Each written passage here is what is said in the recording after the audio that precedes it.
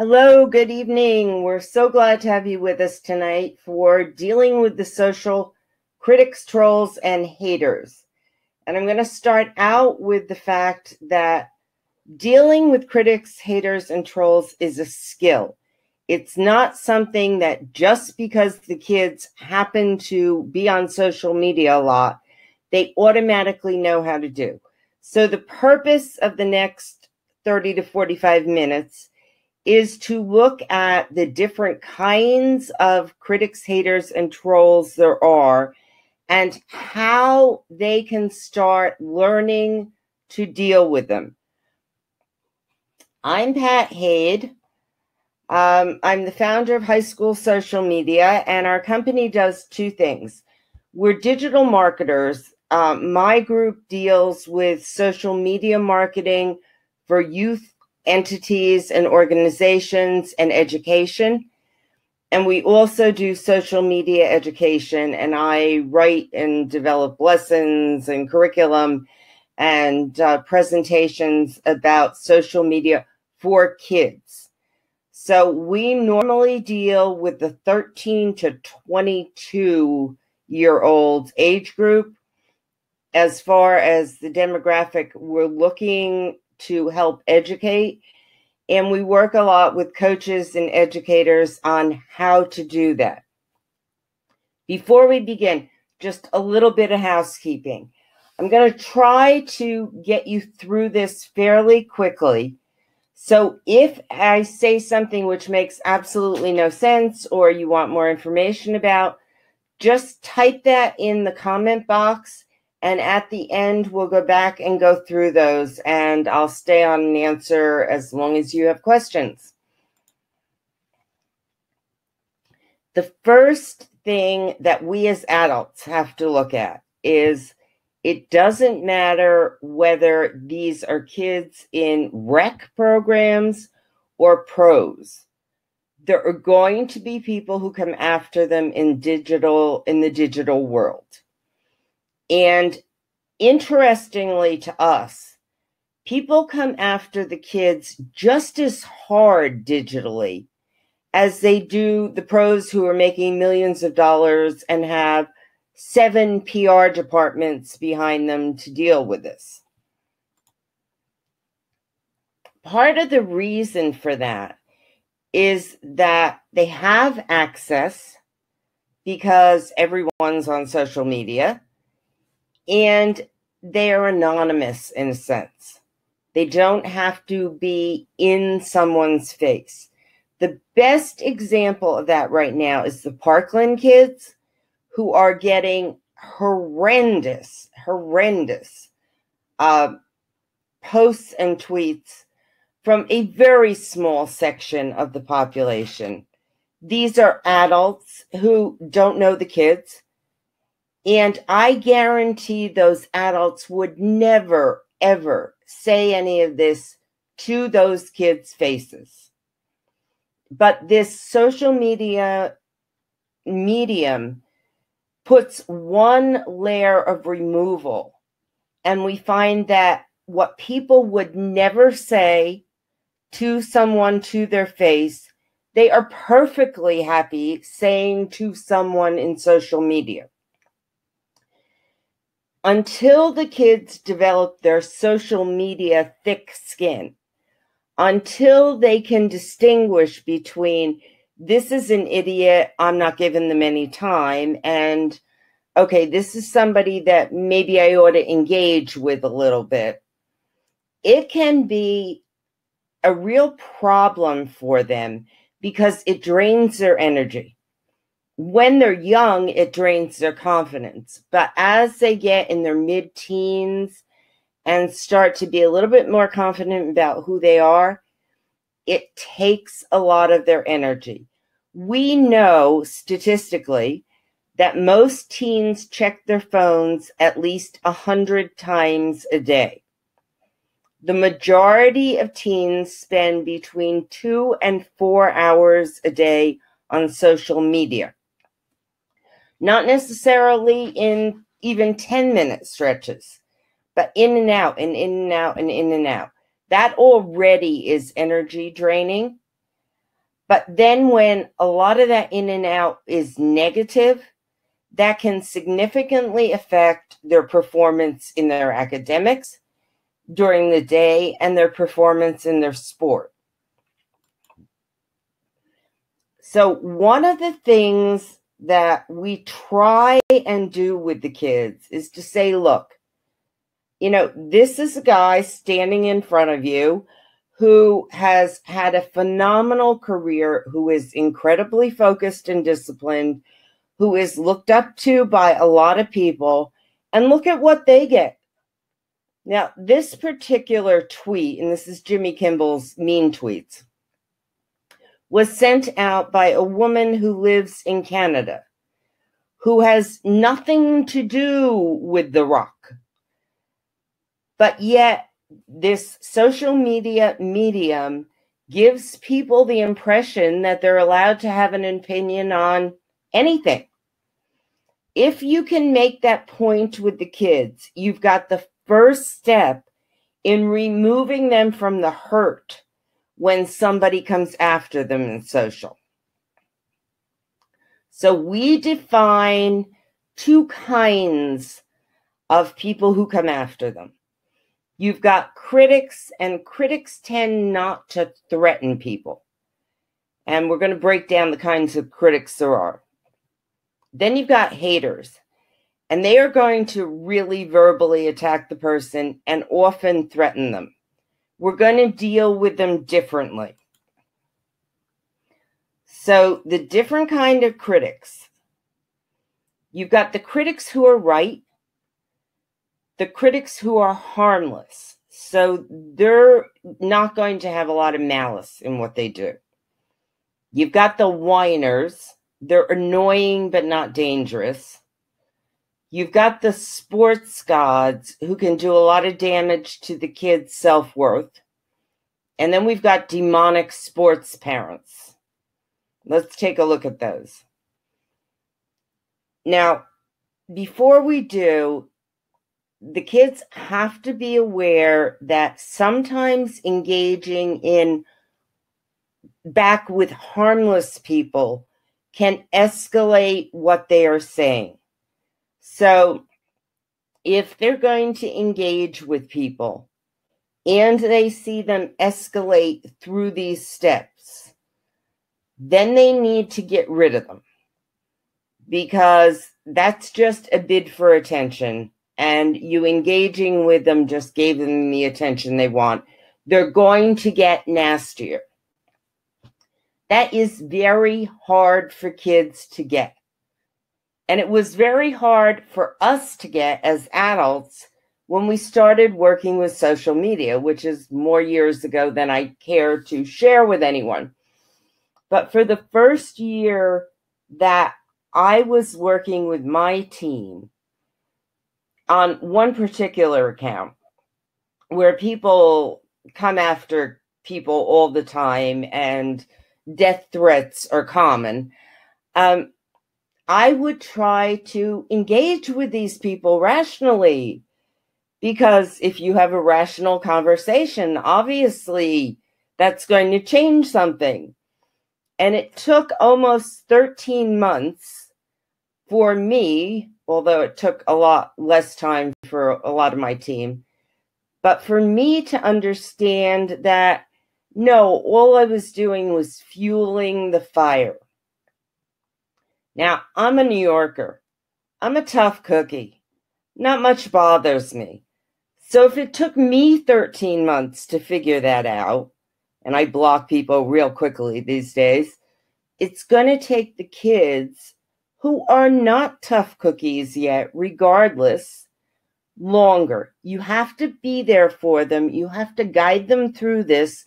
You have to pound it into their head, and you have to keep reminding them, this is a skill. This is what we're going to learn. So the critics who are right. Now, these are pretty hard to take. If you get a tattoo and receiver is spelled wrong and you put it out in social media, you're going to get people pointing that out to you.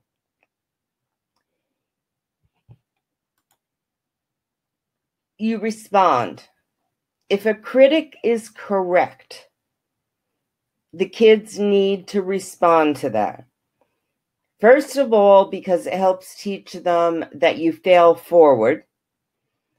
And second of all, because it helps build up a whole level of maturity of saying, yeah, okay, screwed that up, did it wrong.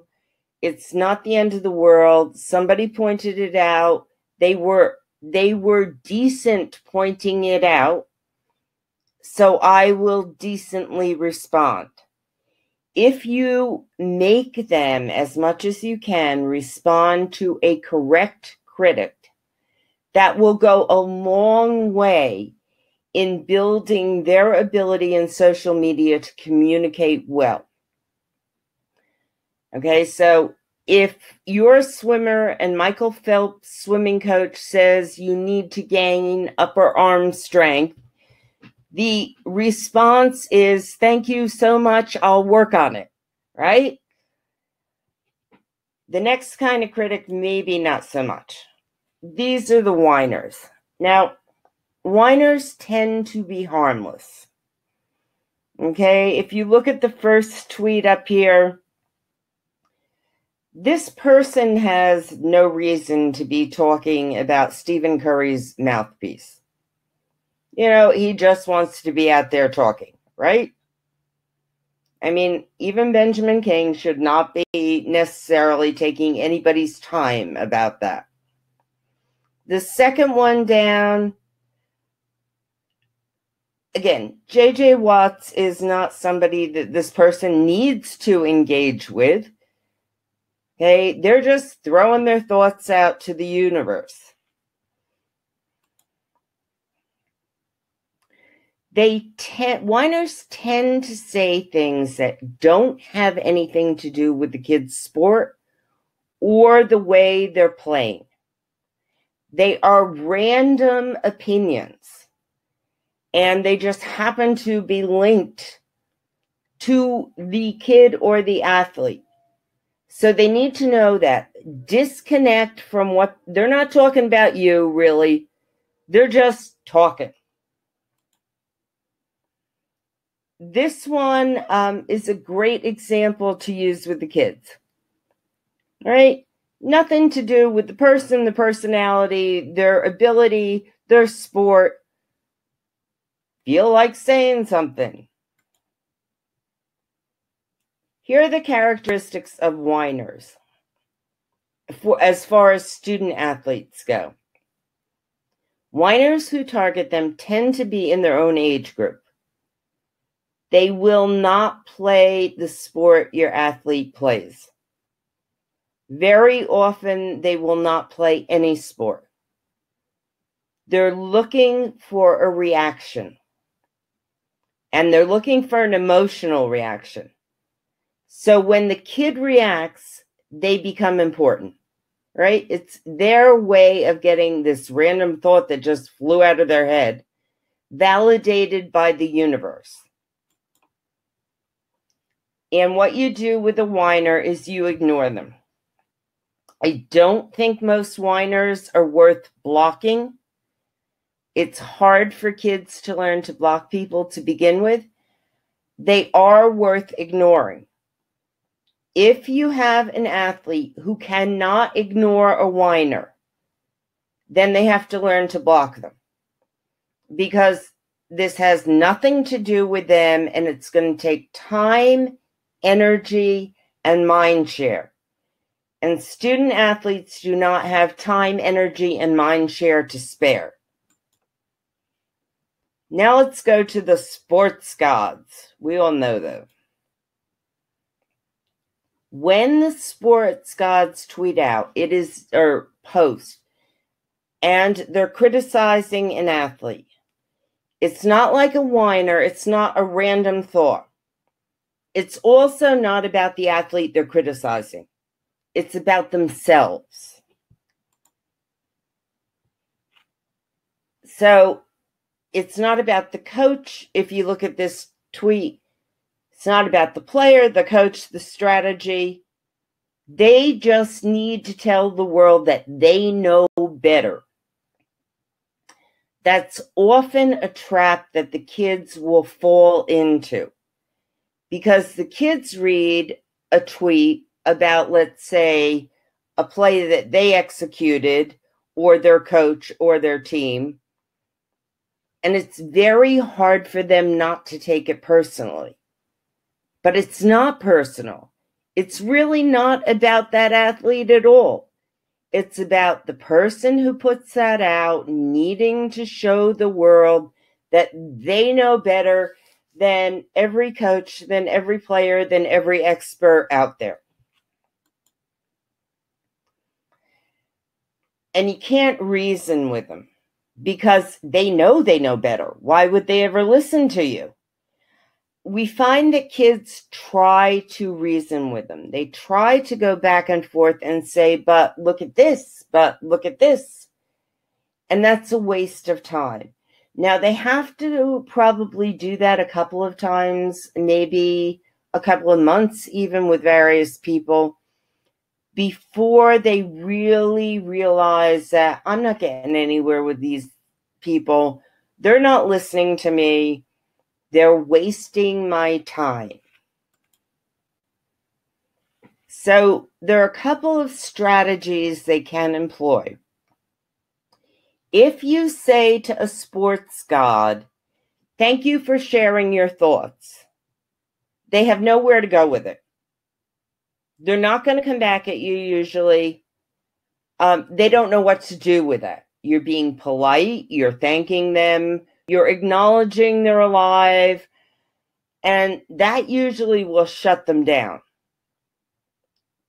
You can also say, we appreciate you being a fan, if they're talking about something your team or your athlete did specifically.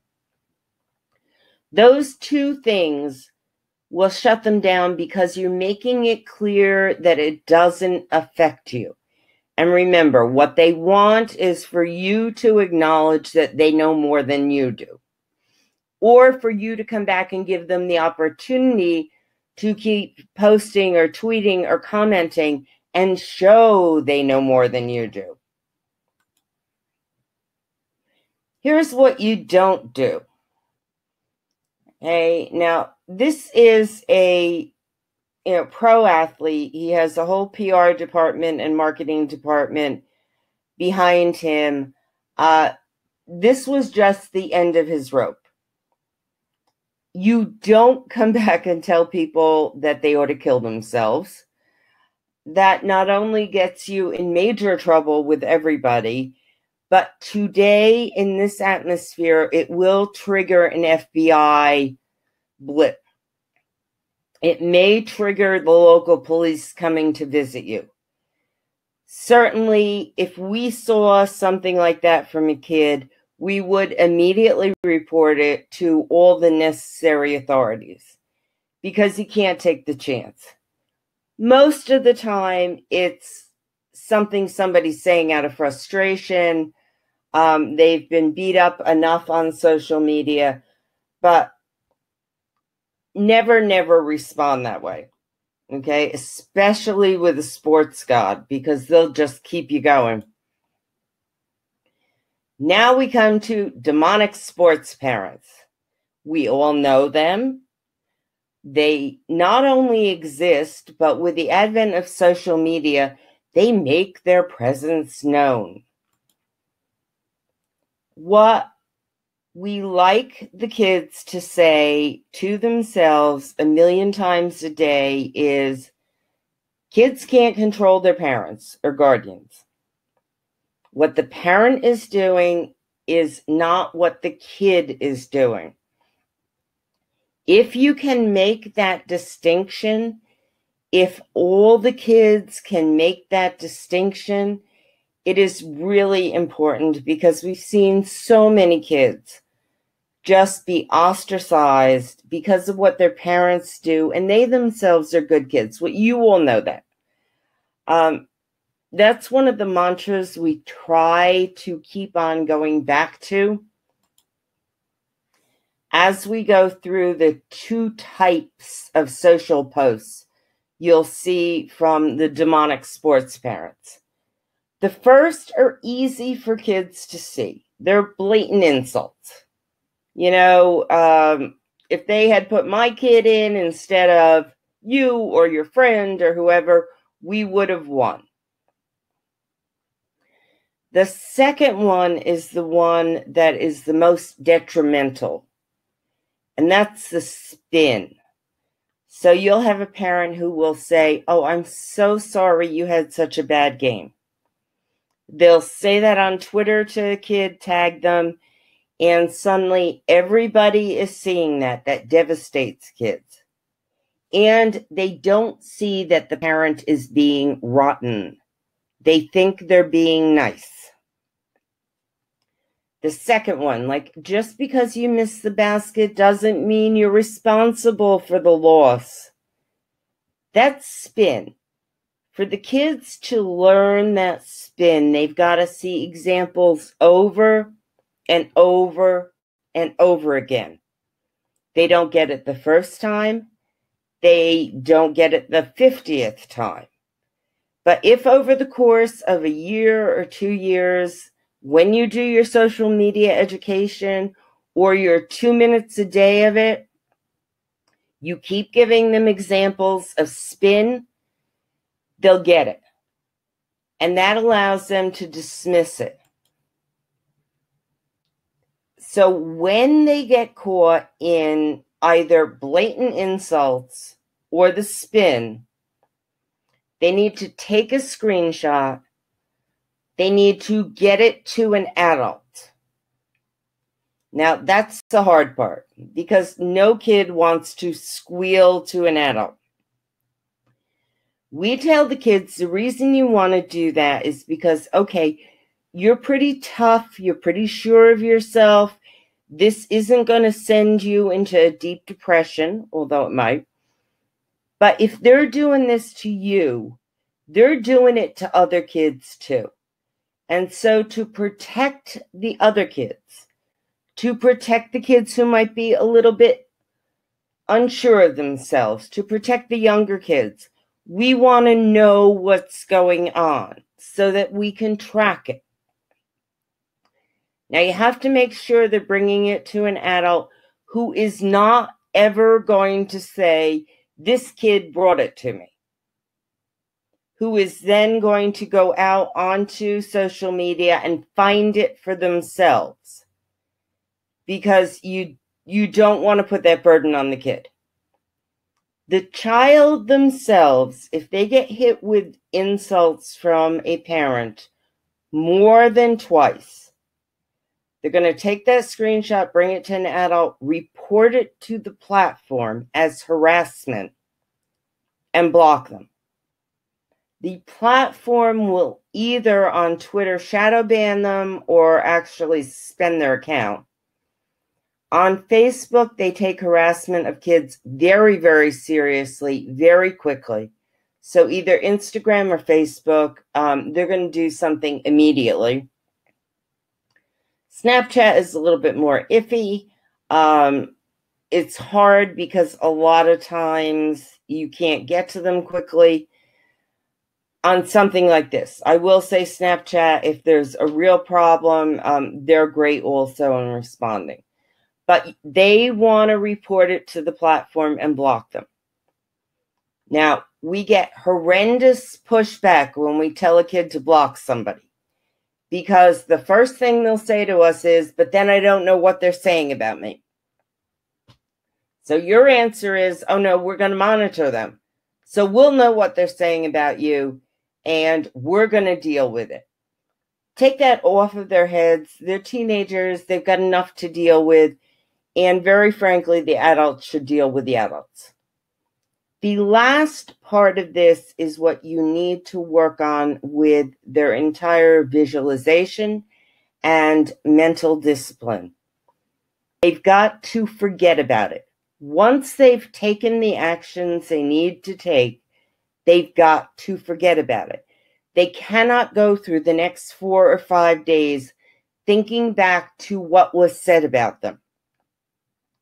So if you can help them visualize putting that tweet or that post in a box, throwing it off a mountain, throwing it off into the ocean, whatever visualization you do with your teams and your athletes, they need to do it with this too, or else it does take tons of their mind share. So for the critics, if they're right, you should probably engage with them. If they're harmless, you can engage or ignore. That's up to the kid. If they are whiners, you ignore them. If you don't, you're giving them what they want. You're validating them. Sports gods, be extremely polite, extremely vague. Make it absolutely obvious it doesn't affect you one way or another. If they persist, block them, or if you're on Twitter with them, mute them. The demonic sports parents, don't take it. Take a screenshot, take it to an adult, and mute or block. And now we get to the haters. As all of us have trouble understanding, haters don't like anybody. It is, although they may attack a kid, it's not about the kid. They just don't like anybody in the world. So to get the kids to believe that it has nothing to do with you when they're a teenager and the entire world has to do with them is a long haul. You're not going to do that in a year. You're not going to do it probably in 2 years. Usually around 17 or 18, they start to say, okay, this person doesn't hate me. I'm the object of their hate, but they don't hate me. They just hate everything. In the meantime, again, we just keep saying over and over, they just hate everyone, not you. And you're never going to change their mind. Especially with girls, we find that they will go to great lengths, spend tons of time trying to get this person to change their mind about hating them. Now, since the person doesn't really hate them, just hates everything, you're not going to change their mind. And it's an incredible waste of time. So if a hater is not threatening, important to distinguish that, remember that. For example, this one. This one actually came to one of our accounts, the high school social media account, which at the time I think only had about 86,000 followers. But we had 86,000 followers. So immediately that tells us, okay, you're not really bright.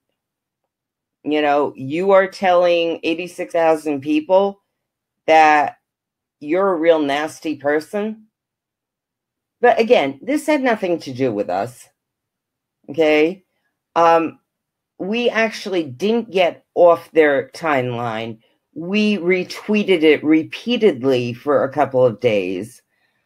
That seemed to make a difference. Now, we're not asking kids to do that. We don't want kids to do that. Okay? I don't necessarily want them pushing back against the haters. Again, because it's time they don't have. If they want to DM us, we'll shut them down. We're really good at shutting people like this down. But they should not be wasting their time. So I wanted to show you these two because these two are nasty, but they're non-threatening. So the first one, rip your face off, shove it up your butt. Okay, that's a threat that its tone and its language says to us there is no physical violence that is going to occur here. The last one, we all want to kill our athletic director and our coach. Again, in answer to why are the basketball games so heart-racing, Obviously, tone, no, there's no real threat here. That, again, is something that hopefully is being worked on in their English class, but they have to learn to distinguish. They also have to learn to ask. So while the kids will ask other kids, look at what this person said to me, they're very hesitant to go to an adult and say, what the heck does this mean? Should I be worried about this?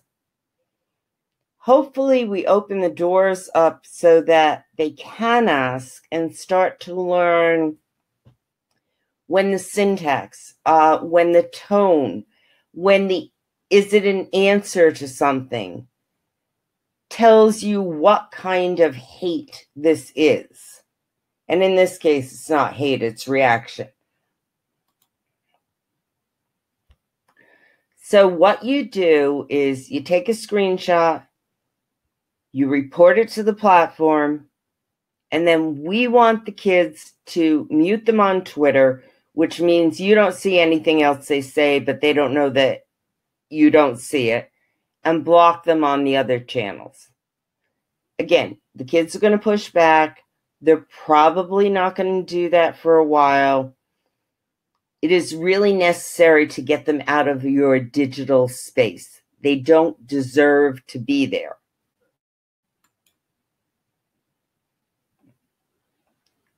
Now, take the screenshots to your coach or your guidance counselor. We usually can get them to take it to their coach. Seldom can we get them to take it to a guidance counselor. If they have a peer mentor, we can often get kids to show or screenshot it for their peer mentor. We can often get kids to DM stuff to our accounts. Again, they're teenagers. They want to handle things themselves. They think they can handle things themselves. And we always fall back on, if this is happening to you, it's happening to other kids. We need to stop them from hurting other kids. Okay, now we have the threats. This is one that we did actually send to the FBI, the local police. I called the school. Obviously, it is targeted at a specific person. This happens to be a, well-known sports figure. And this was because he missed a field goal, I believe. But the person sending it, this is true hate. Okay, this is such an overreaction that if the kids see stuff like this targeted towards them, then we're in a different realm. These two also, both of them rang real bells for us. Okay, the minute we see "I'll kill you," that becomes a red flag where every adult who ever sees anything like that should immediately, go to the person's social media, look through it. Are we escalating in language? Who do we need to talk to about this person? If nobody has time to do that, and sometimes in a coaching or school situation you don't, just DM us the tweet. We are experts at this now. We do it very quickly. The second one actually worried us more. Okay, so the not worth tweeting about is the psychological part, and running over with a car was the physical part. Whenever a kid gets anything like that, it is a threat. It needs to be taken as a threat. The platforms take it seriously. We take it seriously. The kids need to take it seriously. They tend to brush it off. They tend to just let it mull around in their mind. They can't do it. If somebody walked up and said this to their face, they would take it seriously. Just because it's in the digital world doesn't mean you change that. Here's what we'd like them to do. We'd like them to take screenshots. Excuse me. We'd like them to take it to a trusted adult who we trust will follow up on it. Now, if they're a real confident kid and there's no immediate physical danger, they can just retweet it or repost it and say, haters gonna hate. A lot of times that will shut it down, but you have to know your kid. Okay? If they're not an extremely confident kid, don't have them do that.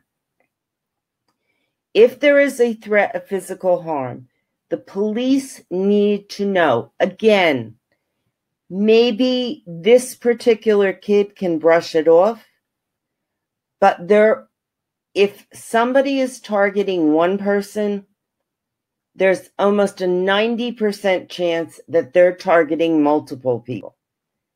And those other kids might not be able to take it. You report the account to the platform as abusive. On all of the platforms, there is a box you can check for abusive. And you block the account. Again, if they've brought this to somebody who is going to help them take care of it, help teach them how to take care of it, blocking the account is fine for them because somebody else is going to be monitoring it. Okay, I'll tell you, that's the toughest part of all of this, is to get a kid to block the account. And then the last entity we're going to deal with are trolls. Now, trolls are not cyberbullies. They are not cyberbullies because cyberbullies are target specific. Trolls aren't. For example, on one of the accounts that I run, for a youth entity, it is a very political youth entity. And we get trolls in all the time. But these trolls are just targeting on keywords. I mean, they're seeing a keyword and they're responding. And they're not bots. Although bots can be trolls, they're actual people who are just, I guess, sitting around all day and responding to things. A cyberbully is targeting one or two people, and they are not fishing. They're not out there fishing for things. So the trolls that are bots. Now, bots are designed to take a particular idea and see that it is expanded out to, masses. And that's what we saw in the election meddling. They seldom work in sports, although they will work in sports. And this past fall, we saw some bots hitting kids who were quarterbacks because that was one of their keywords. However, the kind of trolls that we're worried about are random people who are just cruel. And I totally believe that there are people in the cyber world who literally sit around half of the day looking for people to pick on. With trolls, they do not deserve one iota of time. You report it to the platform and you block them. Okay, so I didn't do bad. I'm sorry, I kept you a little bit longer than I wanted to. What we're going to do now is can always be reached at High School Social Media on Twitter or High School Social Media 1 on Facebook. or at that email below. And if you're like me, you think of the questions half an hour after the webinar, please feel free to let me know what they are. I do that often, so let's just see, do we have any questions? I'm not seeing any in the chat box right now. Okay.